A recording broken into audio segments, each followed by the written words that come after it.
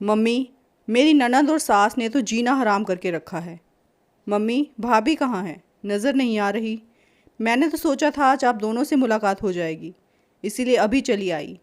रेनू अपनी माँ ममता जी से बोली। ममता जी बोली, बेटा, तेरी भाभी को क्या काम है? बस दिन भर अपने कमरे में पड़ी रहती है, जब देखो आराम फरमाती रहती है। तू तो जानती है, मुझे तो दोपहर में नींद भी नहीं आती, इसीलिए जागती रहती हूँ। अच्छा हुआ तू आ गई, वरना मुझसे बात करने वाला कौन है यहाँ? पूरी दोपहर टीवी देखकर गुजार देती हूँ।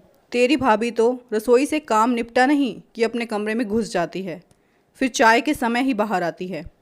रेनू बोली, मम्मी आपने भाभी को ज़्यादा ही सर पर चढ़ा रखा है, इसीलिए काम निपटाकर अपने कमरे में सोने चली जाती है। कभी भी बहुओं की लगाम अपने हाथ से छोड़नी नहीं चाहिए, वरना हमें ही भारी पड़ता है मम्मी। समीर भैया तो भाभी के कहने में नहीं आते ना। ममता जी बोली, अरे बेटा, शादी के बाद अपना बेटा अपना कहाँ रहता है, वो भी पत्नी के सुर में सुर मिलाने लगता है। तेरा भाई भी तेरी भाभी के रंग में रंगने लगा है, वो जो बोलती है वैसा ही करने लगा है। मगर तू तो जानती है मैं भी कम नहीं हूँ। एक दिन ऐसा ड्रामा किया घर में कि समीर को मेरी बात माननी ही पड़ी। अब मेरे सामने बीवी की तरफदारी नहीं करता, वरना पहले तो बीवी के पीछे पीछे रसोई में चला जाता था, मेरा भी लिहाज नहीं करता था। मगर उस दिन के बाद दोनों मेरे सामने ज़्यादा बात तक नहीं करते। रेनू खुश होकर बोली, अरे वाह मम्मी, इसे ही तो कहते हैं घर की कमान अपने हाथ में लेना, वरना कल को भाभी भैया को हमारे खिलाफ भड़काते देर नहीं लगाएगी। अच्छा किया आपने जो समय रहते ही रोक लिया दोनों को।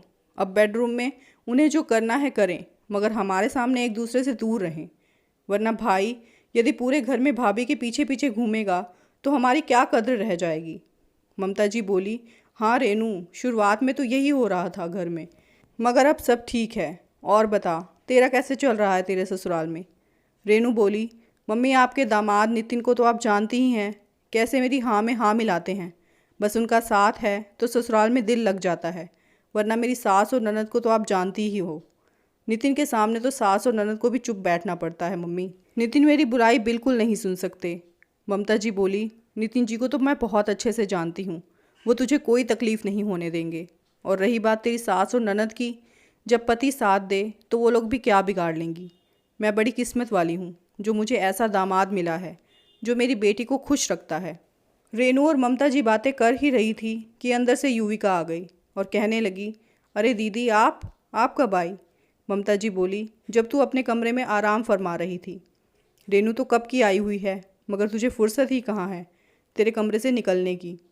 युविका बोली, मम्मी मैं अभी आधे घंटे पहले ही तो सोने गई थी। आप तो जानती ही हैं आज काम वाली बाई ने छुट्टी ले ली थी, जिस वजह से घर का काम बहुत ज़्यादा था। रेनू बोली, भाभी ये सब छोड़ो और ये बताओ इस बार आप लोग मुझे क्या गिफ्ट दोगे? युविका बोली, दीदी गिफ्ट तो आपके भैया ही देंगे, मैं थोड़ी नौकरी पर जाती हूँ। ममता जी बीच में ही युविका को टोकते हुए बोली, बेटा, समीर तो रेनू को गिफ्ट देता ही रहता है, इस बार वो तुझसे गिफ्ट मांग रही है, तो युविका तुम्हारा फ़र्ज़ बनता है कि तुम उसे कुछ गिफ्ट दो। युविका बोली, मगर मम्मी जी मैं। ममता जी बोली, अरे तेरे मायके से जो तुझे सोने की अंगूठी आई है अभी हाल ही में, वही दे दे। युविका बोली, वो अंगूठी तो मेरी मम्मी की आखिरी निशानी है, मम्मी जी अब जानती हैं। रेनू बीच में ही बोली, मुझे वैसे भी सोने की अंगूठी नहीं चाहिए मम्मी, आजकल डायमंड का ज़माना है, इस बार तो मुझे गिफ्ट में डायमंड ही चाहिए। अभी 1 साल पहले ही माँ का देहांत हो गया, तब माँ ने भाई भाभी से वो अंगूठी मुझे देने के लिए कहा था। ममता जी बोली, तू फिक्र मत कर बेटा, इस बार तेरी भाभी अपने मायके से गिफ्ट डायमंड में ही मांगेगी। तुम अपने भाई से गिफ्ट में इस बार डायमंड मांग लेना और कह देना कि तुम्हें तुम्हारी ननद को गिफ्ट करना है। युविका बोली, मम्मी जी मैं रेनू दीदी के गिफ्ट के लिए मेरे मायके वालों को तो परेशान नहीं कर सकती ना। शादी के इतने सालों बाद भी मैं अपने मायके से चीज़ें मंगवाऊँ, अच्छा लगता है क्या? ममता जी बोली, इसमें अच्छा लगने की क्या बात है बहू, ससुराल वाले तो बहू के मायके से मंगवाते आए हैं और मंगवाते रहेंगे। युविका बोली, आज के ज़माने में ऐसे खोखले विचार कोई नहीं रखता मम्मी जी, मैं रसोई से आप लोगों के लिए चाय नाश्ता लाती हूँ। युविका के रसोई में जाने के बाद रेनू ममता जी से बोली, देखा मम्मी कैसे जबान चलती है भाभी की? ममता जी बोली, हाँ बेटा देख रही हूँ, उसे तो मैं बाद में बताती हूँ, तो फिक्र मत कर, इस बार तुझे डायमंड ज़रूर दिलवाऊंगी। युविका रसोई में आकर रोने लगी और उसे अतीत की सारी बातें याद आ गई, जब वो घर में पहली बार दुल्हन बनकर आई थी।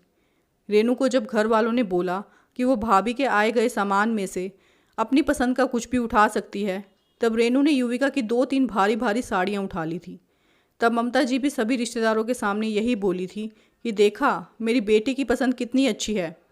युविका की माँ ने कितने प्यार से दी थी वो साड़ियाँ युविका को, मगर रेनू ने वो साड़ियाँ लेने से पहले एक पल भी नहीं सोचा। ये सिलसिला यहीं ख़त्म नहीं हुआ था। रेनू जब भी मायके आती, अपनी भाभी युविका के मायके से आई हुई चाहे कितनी भी महंगी चीज़ क्यों ना हो, उठाकर ले जाती और ममता जी भी बेटी का पूरा साथ देती। समीर ने युविका के साथ ऐसा व्यवहार होता देख अपनी माँ ममता जी से कहा भी, मगर ममता जी ने बात का बतंगड़ बना दिया और कहने लगी, इसे तो बीवी का रंग चढ़ गया है। कल की आई हुई लड़की का साथ देने लगा हमारा बेटा। इसे तो अभी से इसे माँ और बहन गलत लग रहे हैं और बीवी सही लग रही है। बस यही आखिरी दिन था जब समीर ने युविका का साथ दिया था। अब समीर युविका का साथ नहीं दे पाता था क्योंकि वो घर में बात को बढ़ाकर घर की शांति भंग नहीं करना चाहता था। रेनू की 10 वर्षीय बेटी रूही हमेशा अपनी मम्मी का ये व्यवहार देखती। एक दिन वो अपनी मम्मी से बोली, मम्मी, मामी को कितना बुरा लगता होगा। आप हमेशा उनकी महंगी महंगी चीज़ें उठा लाती हो। उन चीज़ों पर तो सिर्फ मामी का हक है क्योंकि वो चीज़ें उनके मम्मी पापा ने उनको दी हैं। रेनू बोली, बेटा मैं इस घर की बेटी हूँ और घर की बहू की चीज़ों पर बेटी का हक पहला होता है, इसलिए मैं जो चाहूँ अपने मायके से ला सकती हूँ। मायके में बेटी का स्थान बहू से ज़्यादा महत्वपूर्ण होता है। युविका ये सुनकर स्तब्ध रह गई थी। युविका शादी से पहले नौकरी करती थी, मगर शादी के बाद ममता जी बीमार रहने लगी, जिस वजह से उसे नौकरी छोड़नी पड़ी। पूरे दिन घर के काम करने के बाद युविका दोपहर में आराम करने जाती, वो भी ममता जी को अखरता था। पूरा दिन खड़े रह रहकर रुचिका के पांव रात तक सूज जाते, मगर ममता जी को कभी उसका दर्द दिखाई नहीं देता था। पूरा समय घर के काम करने के बाद भी ममता जी बेटी रेनू से बहू युविका की बुराई करती और रेनू भी बराबर आग में घी डालने का काम करती। ममता जी की शय पाकर रेनू भी भाभी युविका की इज्जत नहीं करती थी। हाँ, बस गिफ्ट बराबर मांगने चली आती थी। अरे अभी तक चाय नाश्ता बना या नहीं, ममता जी चिल्लाई। ममता जी की आवाज़ से युविका वर्तमान में लौटी और युविका ने जल्दी जल्दी चाय कप में भरी और नाश्ता प्लेट में निकालकर बाहर ले गई। ममता जी बोली, रेनू, मैं नहीं कहती थी हर काम आराम से करती है। अब देख, चाय नाश्ता बनाने में भी कितना समय लग गया इसे। रेनू ने चाय नाश्ता किया और ससुराल के लिए रवाना हो गई। फिर जाते समय बोली, भाभी इस बार डायमंड याद रखिएगा। युविका कुछ बोली नहीं क्योंकि अपने भाई भाभी से ननद के लिए उपहार मांगना उसे सही नहीं लग रहा था। 2 दिन बाद ममता जी का बर्थडे था जिसमें रेनू भी मायके आई थी। रेनू को आज उदास देखकर ममता जी बोली, क्या हुआ बेटा, आज तेरा चेहरा क्यों उतरा हुआ है।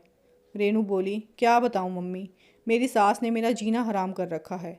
6 दिन बाद मेरी ननद का बर्थडे आने वाला है। मेरी सास ने मुझे लिस्ट थमा दी है और कहा है तेरी मम्मी से यहाँ सारा सामान घर की बेटी के लिए ले आना। थोड़े दिनों पहले मम्मी जी कह रही थी क्यों ना हम मेरी बेटी को एक कार गिफ्ट में दे दें। मुझे तो डर है कि कहीं मुझे कार भी तुम लोगों से मांगने को ना कह दिया जाए। मम्मी, मेरी ननद का जब मन करता है मुंह उठाकर मायके चली आती है। मैं तो तंग आ गई हूँ इन सास और ननद के झमेलों से। मेरी ननद भी कम नहीं है, जब देखो भाभी गिफ्ट करती रहती है और मेरी सास ने तो उनकी बेटी को सिर पर चढ़ा रखा है, जिसका परिणाम मुझे भुगतना पड़ता है। इन्हें इतनी भी समझ नहीं है कि बेटी के मायके वालों से कैसे गिफ्ट मांग सकते हैं। ममता जी बोली, कैसे बेकार लोग हैं तेरे ससुराल वाले। और अब ननद को जो भी चाहिए अपने पति से ले ले, अपनी भाभी से भला कौन गिफ्ट मांगता है। कार लेना तो अब तुम्हारी ननद के पति का फ़र्ज़ बनता है, तुम्हारा नहीं। सारी गलती तेरी सास की ही है, उन्होंने ही बेटी को इतना सर चढ़ा रखा है। युविका ने ये सब सुना और कहा, मम्मी जी, दीदी के ससुराल वाले जो भी सामान मांग रहे हैं वो सब दे दीजिए ना। ममता जी बोली, बहू ये क्या कह रही हो तुम, दिमाग ख़राब तो नहीं हो गया तुम्हारा। युविका बोली, क्यों, बुरा लग रहा है मम्मी जी, आप और दीदी भी तो अब तक यही कर रहे थे। अब जब अपनी खुद की बेटी की बारी आई तो आपको ये बात समझ आई कि बेटी के मायके वाले से कैसे गिफ्ट मांग सकते हैं। बहू भी तो किसी की बेटी ही है। मम्मी जी, आप लोग हमेशा मेरे बारे में बातें करते हो कि मैं दिन भर कुछ नहीं करती, बस आराम करती हूँ। मगर मम्मी जी, आप ये भूल जाती हैं कि मैंने सिर्फ नौकरी आपके बीमार रहने के कारण छोड़ी ताकि आपकी सेवा कर पाऊँ। रोज़ सुबह 5 बजे उठकर मैं सभी का चाय नाश्ता और टिफ़िन तैयार करती हूँ। आपको समय पर दवाइयाँ देना, आपको अस्पताल ले जाना, सब मैं ही करती हूँ। आपके बेटे को तो उसके मोजे कहाँ पड़े हैं ये तक नहीं पता होता। उनके मोजे तक उनको हाथ में पकड़ाती हूँ। शाम तक ये पाँव सूज जाते हैं, मगर फिर भी आप लोगों के हिसाब से मैं करती ही क्या हूँ। रेनू की बेटी रूही बीच में ही बोल पड़ी, मम्मी मेरी शादी ऐसी जगह करना जहाँ कोई ननद या सास ही ना हो। मुझे हमेशा मामी को देखकर बहुत बुरा लगता था जब आप उनसे गिफ्ट के नाम पर उनकी माँ की दी हुई चीज़ें ले लेती थी, और नानी और आप फिर भी मामी की बुराई करती रहती हो। रूही के मुंह से ऐसे शब्द सुनकर रेनू का दिमाग सुन्न पड़ गया, और युविका भी तो बिल्कुल सही कह रही थी। बहू युविका ने सास और ननद की आंखें खोल दी थी। जो चीज़ रूही जैसी छोटी बच्ची को समझ आ गई थी, वो ममता जी और बेटी रेनू को बहुत देर बाद समझ आई थी। रेनू बोली, भाभी आप इतने सालों से बर्दाश्त कर रही हैं, मगर फिर भी कभी आपने अपनी ज़बान नहीं खोली। भाभी आज आपने और रूही ने मिलकर हमारी आंखें खोल दी। भाभी मुझे माफ़ कर दीजिए। मम्मी जो चीज़ मेरे ससुराल वाले मेरे साथ कर रहे हैं, यदि वही चीज़ हम भाभी के साथ करेंगे तो हम में और उनमें क्या फ़र्क रह जाएगा। ममता जी भी बोली, हाँ बहू मुझे भी माफ़ कर दे। मैं ये बात भूल गई थी कि बहू भी तो किसी की बेटी होती है। आज अपनी बेटी को दुखी देखा तो तेरे दुख का एहसास हुआ। युविका बोली, मम्मी जी, दीदी, आप लोगों को अपनी गलती का एहसास हुआ, मेरे लिए यही काफ़ी है। आप लोग बैठिए, मैं आप लोगों के लिए खाना बनाती हूँ। रेनू बोली, भाभी मैं इस घर की बेटी हूँ, कोई मेहमान नहीं। वैसे भी आप हमेशा घर के सारे काम करती रही, फिर भी मम्मी और मैंने आपको कभी सम्मान नहीं दिया। आज आप आराम से बैठिए, मैं आप सभी के लिए खाना बनाऊँगी। घर में खुशनुमा माहौल था। बरसों बाद युविका को घर में वो सम्मान मिला था जो हमेशा बेटी को मिलता आया था।